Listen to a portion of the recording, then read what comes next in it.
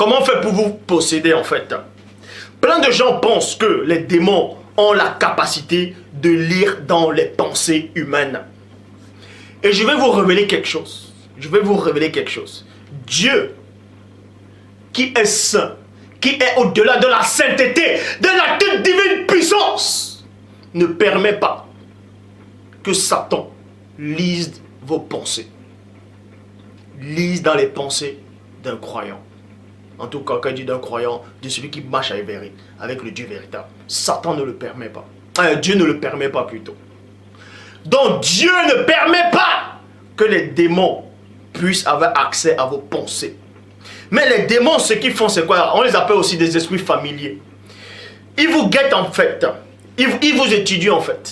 On va vous étudier, c'est comme les psychologues. Ils vous étudient. Ils voient vos réactions en fonction de telles paroles, en fonction de certains événements, en fonction de celui qui est en face de vous, en fonction des difficultés que vous avez, en fonction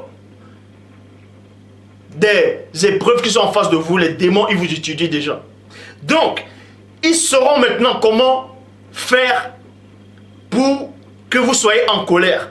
Comment vous poussez vous décourager. Ça ne veut pas dire qu'ils sont en train de lire vos pensées. Regardez, vous pouvez peut-être voir l'expression du visage. Quand vous êtes en train de songer, ils étudient votre visage. Votre visage peut être abattu. Ils savent que quand votre visage est abattu en ce moment, vous avez des soucis. Et c'est par ces soucis-là qui peuvent maintenant vous envoyer d'autres formes d'idées, votre pensée négative. Et dès que vous les acceptez, c'est pour ça qu'il est dit ici là, dans Jacques 1,15, Bible seconde 21, puis le désir, vous voyez, puis le désir, lorsqu'il est encouragé, en fait, il vous encourage. Ces esprits-là vous encouragent, en fait, d'avoir les mauvaises pensées. Il vous encourage d'être toujours dans la peur. Il vous encourage d'être toujours dans l'incrédulité. Il vous encourage d'être toujours dans le doute, parce qu'il lise déjà ça sur votre visage. Donne naissance au péché. Maintenant, vous dit ici, dans Jacques 1, 15, Bible seconde 21, puis le désir, lorsqu'il est encouragé, donne naissance au péché. Ça veut dire quoi? Ça veut dire que vous êtes possédé. Ça veut dire tout simplement, quand vous êtes abattu, quand vous êtes en train de songer, quand vous méditez à quelque chose, et que vous êtes triste. Parce que vous ne devez pas ignorer qu'il est dit, nous n'avons pas reçu un esprit de timidité pour être encore dans la crainte, mais un esprit d'adoption par lequel nous disons non pas. Donc, quand vous êtes triste, ce n'est pas bon. Quand vous êtes troublé, ce n'est pas bon. Quand vous êtes troublé, les démons viennent encore vous encourager dans votre état d'esprit. Et quand vous laissez la porte, c'est là que le péché naît. C'est-à-dire, ils entrent en fait. Là, on va vous révéler avec précision comment les possessions démoniaques se passent. Donc ne pensez pas seulement que vous allez voir quelqu'un, il marche tout nu, il a les cheveux bizarres, il est fou, il est en train de crier, waouh, la bave, il est en train de fumer, la bave sort, que forcément, que vous dites, voilà un vrai possédé. Non, il y a plusieurs façons de posséder.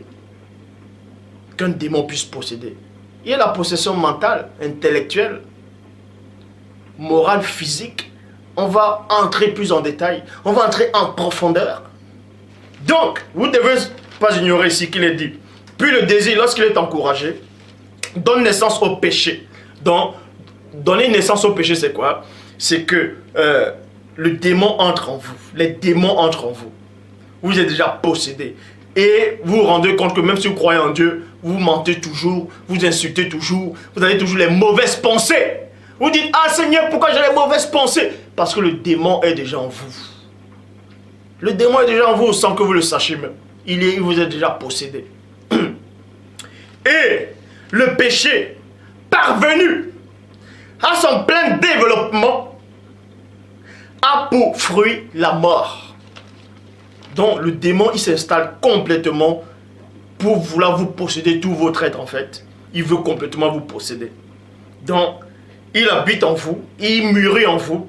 Il mûrit en vous. Quand on dit en plein développement, ça veut dire qu'il prend totalement contrôle de vos êtres. Bible des peuples. Alors, la convoitise, devient mère. devient une maman pour être fécondée. La convoitise devient mère et met au monde le péché. Donc, quand vous êtes dans le péché, quand vous avez des mauvaises pensées, quand vous êtes hors de Dieu, hors de la présence de Dieu, quand vous ne vivez pas la sanctification, la sainteté, et spirituellement, dans le monde occulte, vous devenez une femme, une mère. Comme certains animaux qui sont en chaleur. Et le démon, il voit ça. Son but, c'est quoi? Il va vous féconder. Il vient. Il vient pour vous féconder. Et féconder ici, c'est quoi? Il entre en vous.